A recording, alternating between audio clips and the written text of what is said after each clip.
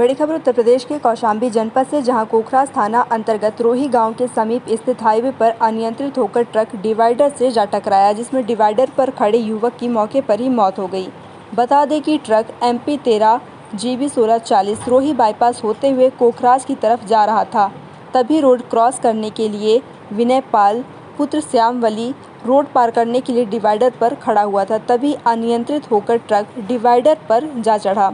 Divider पर खड़े युवक विनय पाल वहां से हटता उससे पहले ही ट्रक डिवाइडर पर चढ़ गई, जिसपे डिवाइडर पर चढ़ने से विनय पाल की मौके पर ही मौत हो गई, जिसके बाद परिजनों में कोहराम मचा हुआ है।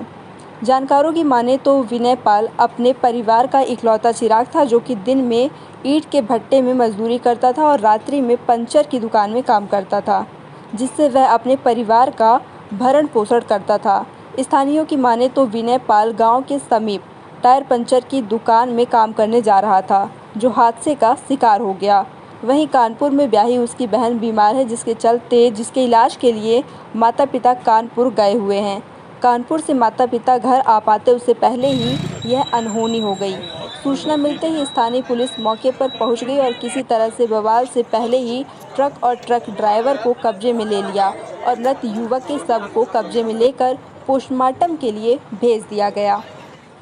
ये जो घटना भी घटित हुई है, इसके विषय में बताएं। मतलब ये जो हादसे का शिकार हुआ है लड़का, उसका नाम क्या था और पारिवारिक स्थिति क्या थी, या यह हादसा कैसे हुआ? अपने परिवार का वो एकलौती औलाद थी। यहीं पड़ोस के गांव में एक आदमी की पंचर की दुकान थी, वहीं वो अपना रोज जो है पालन पोषण करता था, अपने घर का परिवार का सारा पालन पोषण करता था। और लड़के का नाम विनय पाल था। उसके पिताजी भी मजदूरी करते हैं, आपके बरवारी में ही मजदूरी करते हैं, श्यामवली पाल। किसी तरह अपना जो है गुजारा बसेरा करते थे अपने परिवार में।